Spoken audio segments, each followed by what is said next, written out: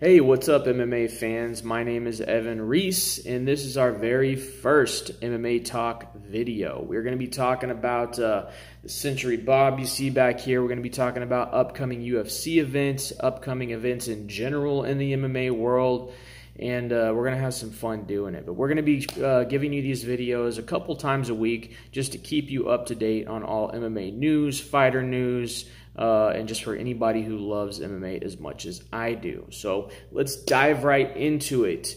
The Century Bob back here, I want to tell you guys, if you do not have one, it is an absolute must. It can substitute for a training partner when you don't always have one. You can train in the comfort of your own home, and you can take your striking to a whole nother level. Having a heavy bag is great, but there's certain things you just can't do on a heavy bag, like uppercuts, for example. You don't have a chin to uppercut on a heavy bag. Leg kicks. If you have the XL version, you can definitely practice those. But yeah, I mean, your accuracy will improve. Check out my video down below. I have a slow motion video of some striking on this guy. It's just phenomenal to watch. But yeah, check that out. So anyways, jumping right into things, we have a few events upcoming this weekend. We have Bare Knuckle Fighting Championship 2. The main event is going to be Beck Rawlings versus, who is she fighting? Britain Hart. There's going to be a few UFC veterans on there that you might recognize. We've got Joey Beltran. We've got Chris Lytle. Those guys, it's going to be interesting. You know, they're past their prime definitely in the UFC, but bare knuckle fighting brings a whole new aspect. It's kind of refreshing to be able to see that. Because you know, it kind of brings you back to those UFC days back in the 90s where they used to, you know, be able to use their bare knuckles, which is pretty cool. Especially for MMA fans, it's a nice little refresher. Now, I do wish that it was not pay-per-view. I wish they would build this platform on a free TV, you know, level. Throw it on Paramount, you know, some channel. Some guy channel, I think, would be the best way to kind of promote this rather than throwing it right on pay-per-view. But hey, you know, they do what they do, and we just got to roll with it. So, coming up to the UFC, we've got UFC Fight Night Lincoln this weekend, which is I'm very excited for. James Vick versus Justin Gaethje. It's James Vick's very first main event on a fight night card, or any card in general, but it's going to be awesome to watch. Both of them are absolute warriors. We've got Justin Gaethje. He's coming into this fight with an 18-2 record. Those two losses coming most recently by way of Eddie Alvarez and Dustin Poirier. Both were stoppages. He got TKO'd. But Justin Gaethje has shown us, and as far as the UFC goes, his brawler style, and hopefully coming up into this fight with Vick, he's going to change that up a little bit and utilize his wrestling. That's his foundation. That's his base. That's what he kind of got into fighting because of. So hopefully he'll go back to that, or I personally foresee another TKO loss, possibly even a lot quicker. James Vick is very tall, he's long, and he can easily stop this fight with punches, kicks, you know, whatever it may be, if Justin Gaethje doesn't go back to his roots. So hopefully we'll see that happen. But no matter what, it's going to be a very exciting fight. A few other fighters to mention on that card. We're going to have Michael Johnson, another one of, he is the one and only guy that Gaethje has beaten since he's gotten in the UFC. Was very close, both sides. Gaethje got rocked, Johnson got rocked, and eventually just submitted to those leg kicks and constant pressure by Gaethje. We've got, he's fighting Andre Fili. We've also got Courtney Casey versus Angela Hill, Jake Ellenberger versus Brian Barbanera, John Morago versus Dievson Figueiredo. I can't pronounce that. We got Eric Anders versus Tim Williams. Eric Anders is an ex-Alabama college football player, transitioned into MMA and has been on an absolute tear. On the undercard, the prelims, we've got James Krause versus Warley Alves. We've got Yuri Alcantara versus Corey Sandhagen, Angelo Sanchez versus Marcus Perez, and kicking us off, the curtain jerker, we've got Mickey Gall versus George Sullivan. There's also a few pretty fire online Fight Pass prelims going on. We've got Joanne Calderwood versus Kalindra Faria, Drew Dober versus John Tuck, Luke Sanders versus Ronnie Yaha. So those should be pretty interesting. I'm very excited. I'm glad it's free TV, as it should be. This should be a good fight. Very excited for Vic versus Gaethje. That will be awesome. Absolute fireworks. I'm also interested to see if Mickey Gall has made improvements over his last fight with Randy Brown. It didn't go his way, but prior to that, he beat Sage Northcutt in absolute extraordinary fashion, as well as Michael Jackson. He just ragdolled. So yeah, hopefully we'll see a Mickey Gall improvement. You know, he's young, he's tough, he's up and coming, and I feel like this guy could go really far in the sport.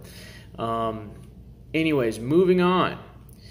We've got UFC 228 coming up. That is going to be absolute fire. We've got Darren Till versus Tyron Woodley for the welterweight championship. Man, I cannot say enough about this card. It's going to be amazing. I'm, for one, definitely going to buy it. Darren Till, man, he has fought and scraped his way up to where he is now. A lot of people are saying it's too soon, but I don't think it is. I think this guy has the right mindset, the right focus to be a champion and hold that belt for a substantial amount of time. I mean, he's massive for that division. He has even said it himself that he should be a light heavyweight. You know, it should be illegal what he's trying to do, but it's not. You know, due to his ability to cut weight. You know, he did miss weight in his last fight against Stephen Wonderboy Thompson, but that's not going to happen this fight. He is coming into it with a different mindset. He is 100% going to make weight. I have no doubt about that in my mind. He's ready to be a champion. He's going to embrace this. And I feel like Tyron Woodley is a little intimidated by the guy. Even when he talks about it, I mean, you can see that he's training really hard because he knows this is going to be an absolute barn burner.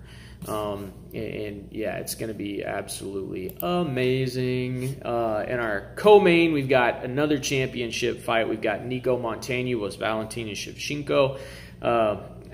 This one I think is going to be a very one-sided match.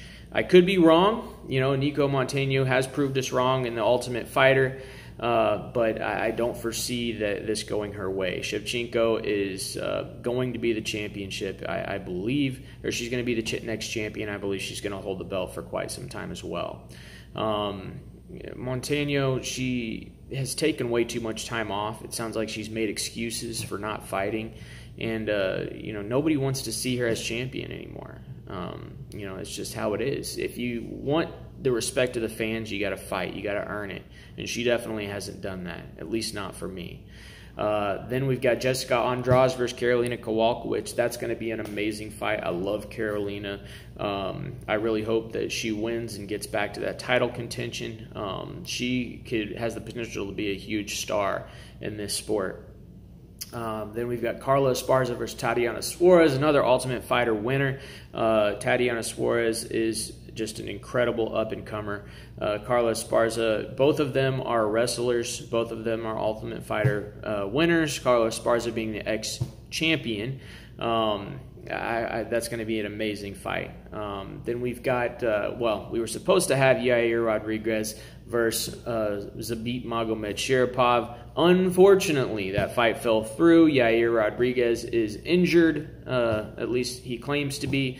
And thank the Lord, the MMA gods have shined down and granted us the ability to watch Zabit, because he said he's going to compete no matter what. They're going to try to find him an opponent, and I don't care who he fights. The guy's just fun to watch. His striking is phenomenal. It's just on a whole nother level than any guy that he's fought so far, and I definitely foresee him winning that fight as well. If I had to put my money on it, absolutely. That's definitely the second most intriguing fight on this card to me, if not the first. It's right up there with Till versus Woodley. Then, of course, we've got Aljamain Sterling versus Stamann, Bird versus Stewart, Al Hassan versus Price, and Jimmy Rivera versus John Dodson getting us started. on the prelims. And man, on the Fight Pass prelims, we got Diego Sanchez. He's fighting White. We've got Miller versus another White. Aldana versus Pudilova, and Benoit versus I don't even know the rest of these people. I guess it really doesn't matter. Most people don't have Fight Pass, but you can definitely tune in to the FX prelims. They start at 5 p.m. Eastern Time. Main card starting at 7 p.m. Eastern Time. And this, of course, is Saturday, September 8th. Buy it. It's going to be amazing. And yeah, so leading into it, we're not going to touch too much on this, but coming up in October, we have Conor McGregor versus Khabib Nurmagomedov. I keep going back and forth on this one, on who's going to win. You know, it's either going to be Conor knocks him out, or Khabib just takes him down, does his normal ground and pound, and irons one out. I mean, it's going to be one way or the other. I don't foresee this fight going the distance unless Khabib just holds him down and can't find a way to stop him. There's a lot of unknowns going into this fight. We don't know where McGregor is. Has he been training? Which we're sure he has, but he hasn't released anything. There hasn't been any footage coming out recently. His coaches have came on and talked a little bit, but have been kind of beating around the bush per se. When it comes to talking about him. I mean, they say that he's training, they say that he's ready, but like Chael Sonnen said, we don't know how good Conor McGregor is. His fights have, either ended very quickly. Sometimes, I mean, we just don't see his full skill set put on display. I think those Nate Diaz fights said a lot with his cardio. He won one, lost the other, and hopefully, I mean, if he is able to work on his ground skills, his takedown defense, then I really feel like he has a good chance of stopping Khabib and going on to being the mega superstar that he is. But tell me what you think about that fight. Who do you have winning? If I had to put my money on it, I'm going to say Khabib is going to win that fight. Just by relentless takedowns. He said, he'll try, 99 times. If he doesn't take him down, he'll try 100 times. This guy, I think, is going to eventually wear him down, gas Conor out, and take him down and just ground and pound him and squeeze out the win. So tell me what you guys think. Please be sure to subscribe, like. We'll have more videos every week. And if you guys have any other questions for me, please ask. Y'all, peace out. Take care.